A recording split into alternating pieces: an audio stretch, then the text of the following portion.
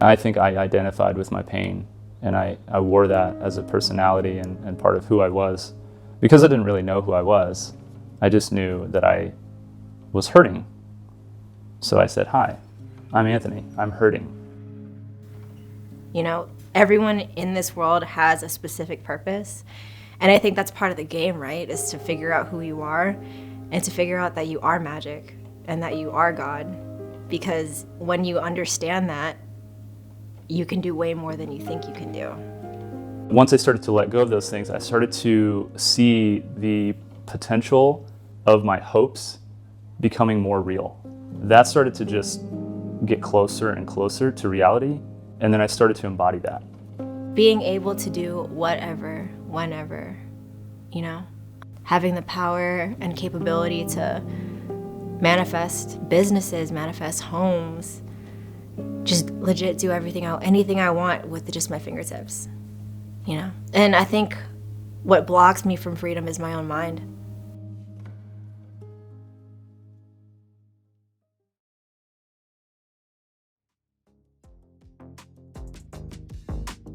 My name is Mary Joy Garcia. I am a hairdresser. I own a salon called Holy Misfit in Austin, Texas.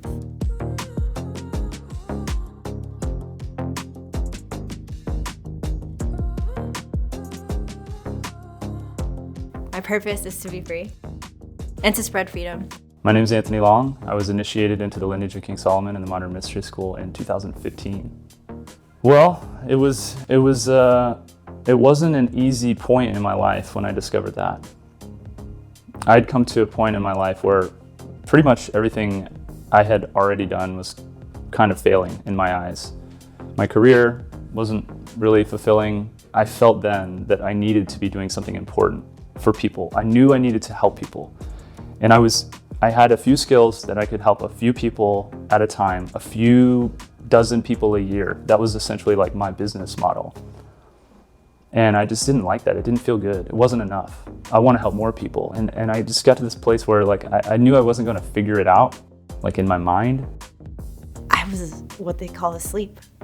You know, I don't even remember. I feel like a lot of my life back then was kind of blocked out because I was never really present. And I went from being like this complete unpresent 22-year-old party girl to someone who like runs a business, helps empowers women. I mean, at one point, doing drugs and drinking and partying was fun. That's all you know, right? You're looking for fun. And you're like, oh, that's what everyone's doing for fun. And it does feel fun in the beginning, but then you feel a life of light. All that stuff doesn't feel fun anymore. It just hits different. You're just like, why does this make my body feel sick? You know, why does my mind feel sick? I started to just ask, like, what am I doing here? Like, what is the point? What is the point of this life? What's my purpose in this life? And I had already gone through this like kind of existential crisis where I was asking, who am I? And so I got to this point where I said, what is my purpose? And I literally prayed awkwardly to everything I could think of. I need to know what I'm supposed to be doing here. Otherwise, there's just no point. And so I asked myself, well, what is it that I need? Because all my needs are met, right? I have shelter, food, education, access to medical care. Like I'm taken care of. Like I live in a place where things are okay. The only thing I could think of that I wanted was love.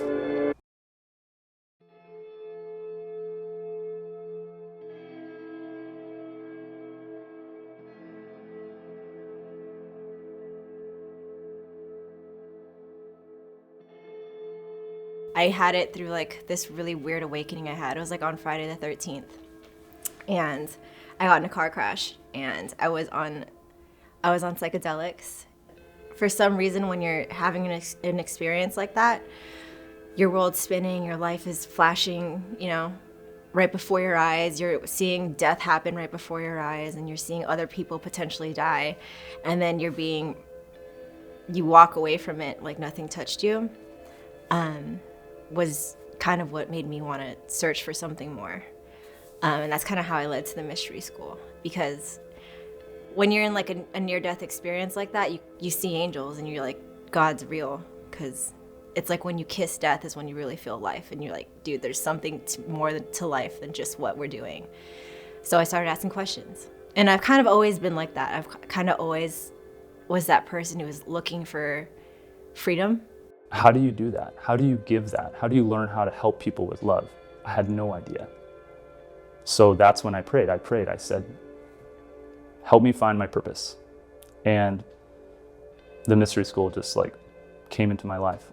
Right after that, I met someone in the mystery school, and they opened this door up to me, and I saw that there was a huge potential for me to fulfill that purpose through love and to help lots of people. It wasn't so easy to understand like how I would bring that forward, but as I started to implement the tools in my daily life, I started to see the potential of helping other people with it. Because you have tools. You take classes, you've learned some things, you've had proper training, and you apply those to your daily life and you watch it work. And I guess the mystery school gave me those answers that I was looking for. Answers that lead to more questions. Like, who am I? What is my purpose? Why am I here? Where did I come from? They don't really give you those answers, but they make you question those questions, and it helps you answer those questions yourself. What I learned about myself, first off, were all the ways that I was stopping myself, and I didn't really know that. There were things that were kind of part of my childhood, my upbringing, the just kind of societal rules and norms that I was taking on as like part of my identity, part of my personality. And those kind of traits where I was trying to fit into something that wasn't really me. Then you hear these wise teachers say, suffering is optional. Suffering is optional was something that was really hard for me to take in and understand. It's like, how is it optional? Suffering just happens to you. But you start to realize that suffering is a choice. I think for me, I was choosing to suffer because I had this really distorted belief or understanding around what love is. I thought love and pain were kind of one and the same thing. My childhood trauma, my wounding, which is not any worse than anyone else's, right? Like, had two parents at home who took care of me and fed me and clothed me and loved me and all that. I had a great childhood. But I also had a lot of like really deep wounding from those experiences. I chose to take that pain and put it on my name tag and say like, I am broken. I identify with my pain. We tell our stories so that people can relate with us, but we tell our stories to strengthen this belief of ourselves. And I don't want to tell that story anymore. And then the more I took classes and the more I got healings, the more present I became and the more self-aware I became. And it's really that feeling where you're like, wow, I'm awake. Like, everything just feels so alive. Everything feels like actual what ecstasy should feel like. Not the synthetic pill. It's like real ecstasy, just like watching sunlight come through a window or like talking to people. It's pure and it feels so good. Every I guess sense that you have internally and externally just gets more heightened. And I was like, okay, I want more of this. I didn't even look back. I just knew I wanted. I went balls to the wall and just did more classes because it just felt right. I questioned everything up until Ritual Master. Empower Thyself was really cool. Healers, I was like, what is this stick? What is this wand thing? This really is a cult. But then when Ritual Master came in, you see the world so much more differently, and you understand what it means to fight for the light. And it helps you decipher what's good, what's evil. It just gives you a different level of how you view the world. And it gives you a different level of showing compassion to people, because everything you do, even like how you think, it impacts. And ever since then, I just took life a little bit more seriously, but then I took responsibility of my own life.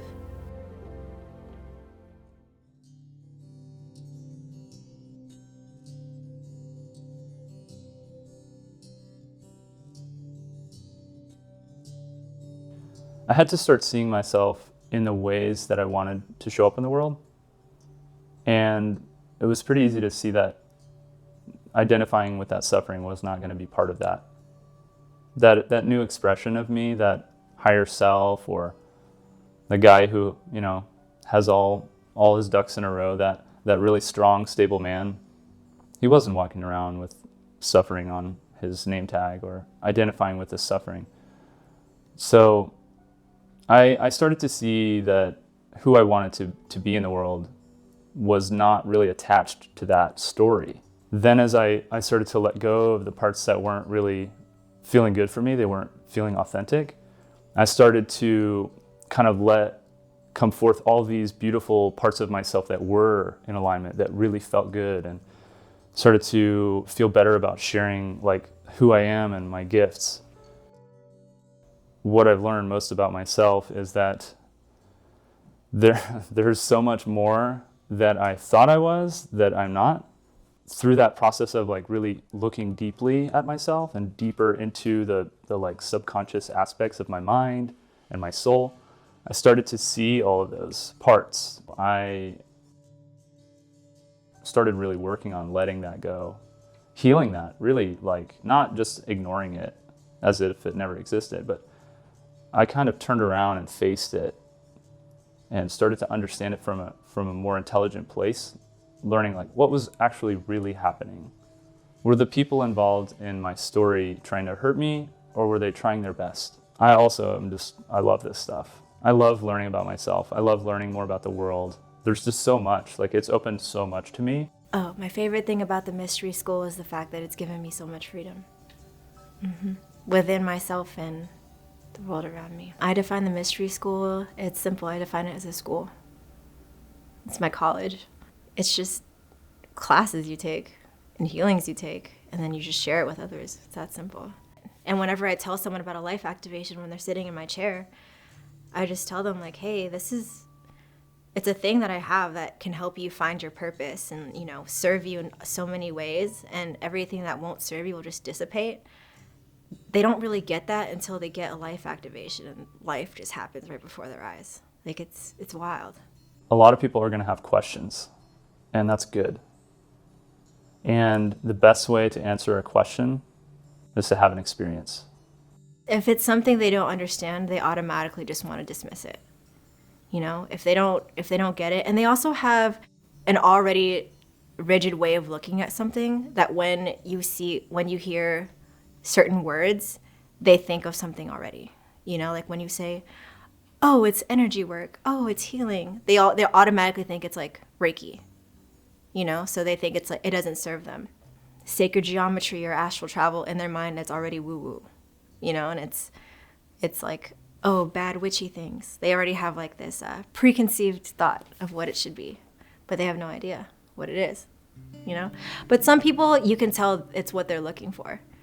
And that's how I know. And then that's the ones that I give healings to, or end up giving healings to, because they're hungry for it. I'm never going to give something someone doesn't want. I just want to free everybody because it's not fun being in a big jail. When I want to be doing all these big things and everybody's too busy paying bills. But I don't want everyone to stop whatever they have the freedom to do whatever they want, but I want people to know there's more out there than just that cycle of stuff.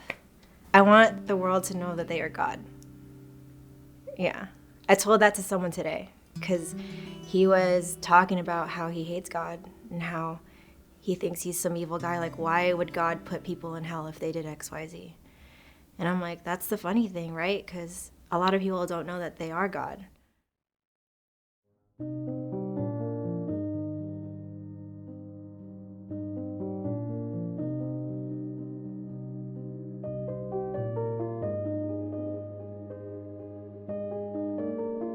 Yes, I do think everyone has a unique purpose. Everyone is a unique individual, and they all have an extremely unique purpose. And it's so much bigger than a lot of people believe. Everyone wants that. Everyone wants to know like God, right? Everyone wants to know and like feel like they understand where they are in the universe, where they fit into this world, and that they matter. These teachings allow us to just pull the thread and follow it back and say, oh, this isn't me, this isn't me, this isn't me. And what's left is just pure joy. It's just pure I am, present, experience, expression. We learn from these great teachers of like Buddha and Jesus, who went through really challenging circumstances to get to the point of enlightenment and pure love again. And even though the stories are that they are kind of showing us the way and showing us that we don't have to do that, we choose to do that. We choose to punish ourselves. And yes, the world is not perfect, but you can feel perfect and still engage in the world in a positive way and help other people and help yourself. And so that knowing that we, as students in the school who really take these teachings to heart, we have that knowing. And so when we walk into a conversation with someone else, we get to share that knowing. It seems like when I'm bringing that forward more, and when I'm more in alignment with myself and that magic, that the fruits show up more often. I just get excited now. It's easier and easier for me to align my will with like a higher sense of purpose and with the will of God, because I know how I can impact change, positive change in the world. Because I know that, it becomes a sense of responsibility for me to continue to do my work, to be more truthful and kind of put my personal struggles to the side when I'm relating with someone else, when I'm in a conversation, to really just be with that person and not like in the way of us truly connecting. The life activation is doing hair. I've healed myself enough to where everyone I touch, I impact, and whatever they do, they impact other people. And to me, that's the magic. Magic is, to me, is unknown science, like what science can't quantify, what our own consciousness and our own state, like structured mind, can't quantify. Walking on water looks like magic to us, but it's just something we're not, we can't comprehend just yet. I don't know, you put us back in the 1800s and you tell someone I drive a self-drivable car that goes 100 miles per hour and I have this cell phone that can make me millions of dollars just sitting on a toilet. You know what I mean? Like, that's magic to someone else. Like, that's unbelievable to someone else, but it's like our reality now because there's people here constantly putting magic into our consciousness. From Martina to Teresa to Psistimus Dave to Founder Goodney to Eric of Psistimus Hedetto, everybody, they're all so individual and so them that whenever you take a class, it's literally like Hogwarts. You're just seeing their fruits and basically this just them sharing their fruits with others. And you can't deny what they teach because it's happened to them, or like they're a living, breathing person of what they're teaching. Yeah, last night as I was going to bed, I was just thinking about how much this community really loves me and how much I really love them. The mystery school community to me is like a group of the most loving, supportive people that I've ever met in my entire life. And it like surprises me that it surprises me. Every time I come to programs or I'm in any of the like international classes that are brought from local regions, I am just so honored to be in a space where people are truly rooting for each other. That is truly everyone's like greatest desire, is that everyone wins. And I've never met any group of people like that before. I think that was another really big thing that I took away from the Ritual Masterclass, is how Psistimus Dave really emphasized about, empowering the feminine, and how that's the key to saving the world, is having women really out here being in their power. That's like the one thing that moved me. Like, I don't really cry, and that was the first thing that made me cry in a long time, is how we as women need to step it up and be more women. And that's the fulfilling thing, is, and I think that's part of my mission too, is to empower women, and it's really wrapped around the feminine energy of having women walk around and like really understanding what it means to be a goddess. Not just a woman, but a goddess. And I'm learning that myself, in my little journey. I'm like living a life that I didn't know I wanted to live. Like, all I do is spread joy and beauty to everyone around me. And to me, that's crazy. That's magic to me. You know, like you just sit in a chair with somebody and right off the bat, they leave with like someone completely different. And just that little, 1 hour you spent with them, you could have saved their life. You completely just changed their life, and, you're off creating beauty in their world, and they're off spreading it to others. To me, that's magic. I would really love it if everyone in the world could just feel okay, like feel okay with themselves, firstly, and believe that everything's going to be okay, and that they can actually find that within themselves and not somewhere out there, or it's not some thing that they get to look for after they retire. I'd really just want people to feel good and to feel happy and to feel joy, and to then be able to share that with the ones that they love. I've learned a lot about myself in the ways that I was, and learned about those ways that are not really me. And now I'm really excited to learn more about the expression that I'm going to bring forth.